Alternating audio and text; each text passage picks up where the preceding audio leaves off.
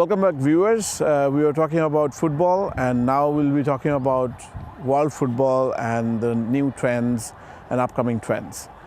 So, Mr. Yosof, we were talking about obviously a lot of our domestic structures and how can we do better, what is going on all over the world.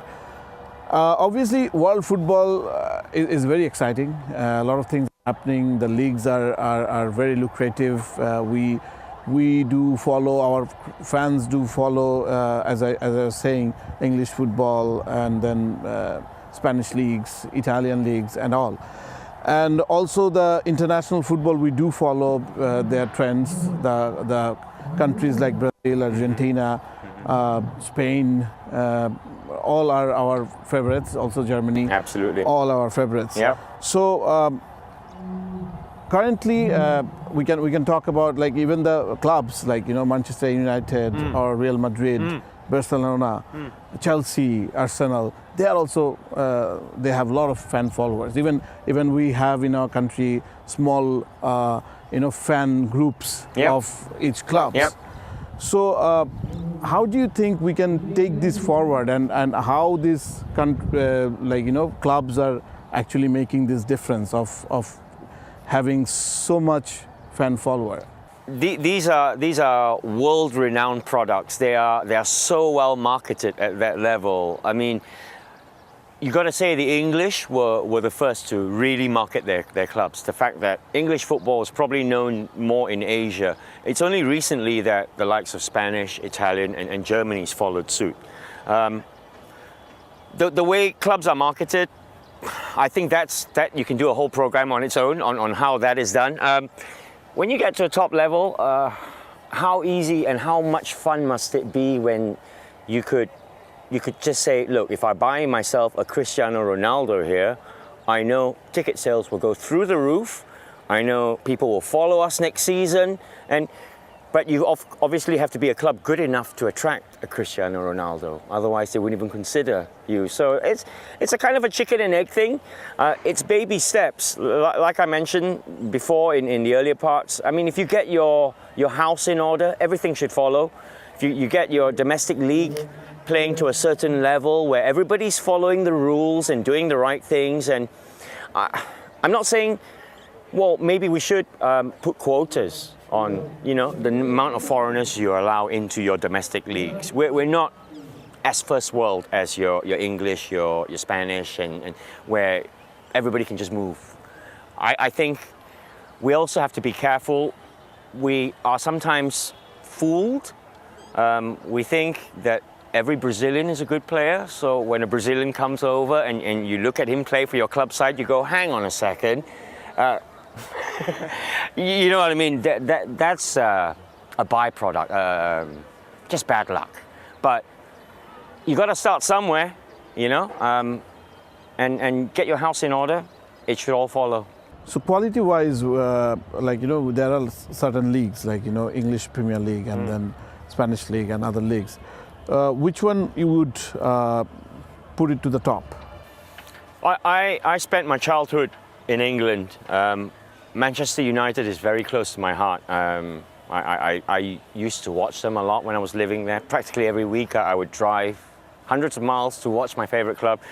That's what you do when you know a product, a team will always give 100% and you will always support it because you know they will go out fighting for you. You can't say the same for maybe a local side, which is sad. We need to get to the level where everybody is playing at full pelt, 100% of their ability all the time. And then we can think about importing top players and then inviting great teams like AC Milan over to play against our sides and all that. If we do that now, they'd beat us 15, 20-0 every day. So what about the world football styles? We used to see total football and then recently Spain's tiki-taka and obviously Brazil's classic football style. Okay. Where we are heading? What is the new strategy? All those countries you mentioned, wonderful examples. What they do is they play to their ability. Spain plays tiki-taka because they're predominantly short players. They're great with the ball, so they can outpass anybody. The Brazilian style, is fast. They rely on 3 or 4 individuals who can turn a match for them in a second. But these are all like the Dutch during the 70s. They had a style, total football. How great was that to watch in the Johan Cruyff days? The way they train, total football, was when they trained young players, they got young players to play in every single position. So your centre forward knows what it's like to be a goalkeeper, a left back, a right back, a central defender. Now, that just makes so much sense, doesn't it? Yeah. I mean, if we can maybe adapt, I'm not saying these are all fixed solutions for countries like ours, but if we can maybe, as we do in Asia, we ape very well, we copy very well. So maybe we need a little bit of tiki-taka, a little bit of total football, and a lot more Brazilian style. It's kind of finding your own identity. I mean, from what I've seen with Bangladesh football, certainly your national side, there's not a lot wrong with it. They are all playing with their hearts and they fought like champions, and you can all be very proud of every single squad member of Mr. De Cruyff's team. Similarly with Malaysia, the fact they made it to the final, young side, it stands us in good stead, but for me the worry is when these 21-year-old players go to clubs, they're not then, there's nobody looking after them. You're on your own, right? It's how some go mad, some spend all their money, some go in hock. You've never seen that much money before.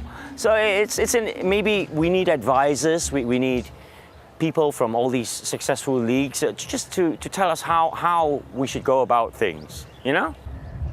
Hopefully it will happen, and it will happen soon. Yeah, exactly. Like when the Japanese wanted to start their football, they got Brazilians to train them, and we see how well that's worked out. You look at the style Japan play now, it suits them to the T. And that's got to be what countries like Bangladesh, Malaysia, Singapore, Thailand, we've got to be aiming for things like that. It's all about discovering your style of play and then just working at it.